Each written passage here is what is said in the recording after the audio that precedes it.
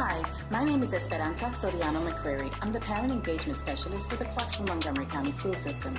And on this episode of EngageTV, I'm joined by Ms. Veronica Curtis-Ritchie from the Military Child Education Coalition. Thank you so much for joining me. Thank you for the invitation. Absolutely, and I understand you've come from Alabama to be here with us. That's right, Huntsville, Alabama, as a matter of fact. Thank you. And so you're actually here because you're hosting a workshop for us for supporting veterans' children through transition. That's right. Our organization, Military Child Education Coalition, saw a need for children whose parents were involved with the military and experiencing large numbers of deployments. And we realized that children were as much a part of the transition as their parents. And we realized that we needed to talk with those persons that deal with children so they could understand some of the situations that children find themselves in as a result of transitioning. And some of those situations, as you mentioned, are emotional.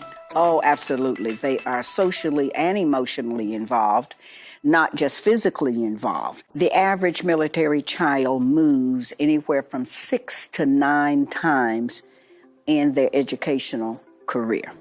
Let's talk about the workshop that you're presenting for us today. What are some of the things that are covered in that workshop? The workshop that we're presenting today is focusing on veterans.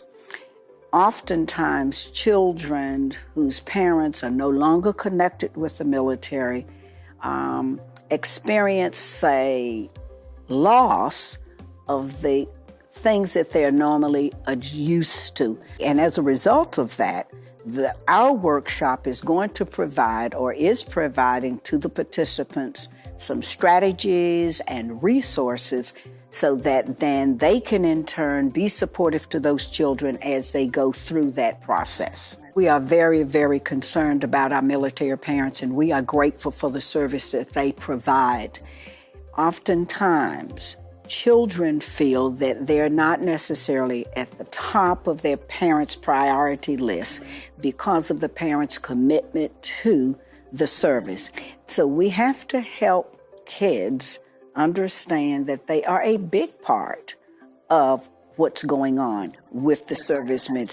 They are sacrificing it as well. And in some sort of way, they have signed up as well because they have some responsibilities to the family to make sure that everybody is being responsible on the jobs that's designed for them. And with children, their job is to go to school. Speaking of school, sometimes when they're in school, they don't necessarily verbalize that they're kind of dealing with these issues on the inside, and they won't share it with anyone. But you talked about that you provide curriculum for our staff. Right. We do. We try to give the staff some insights on what kinds of things to look for as clues as to why a person may or may not, young person may or may not be as excited about a new school or getting involved in the various activities at school. So we give them all kinds of clues to first understand what that kid is dealing with in a transition. Because kids enjoy friends, and to have to leave from one home setting to another, the first thing they think about is, I'm losing friends. All of those things are going to affect a lot of things for them academically, for extracurricular activities, the social part that's so important to kids, that is so important to them.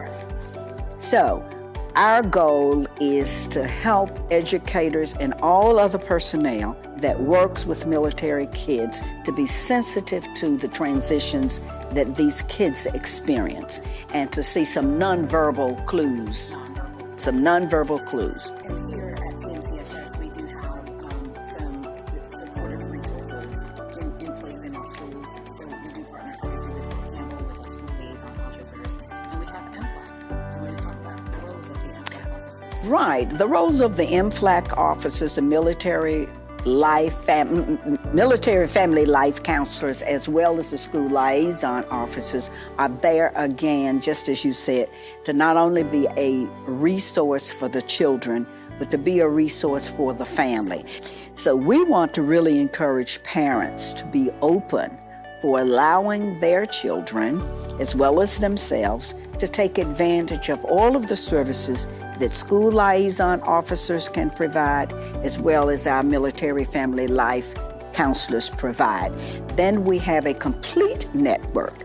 So we have the parents involved, we have educators involved, we then have school liaison officers involved, and our military family life counselors involved. And then it comes full circle, and then hopefully we can build kids to a wholeness.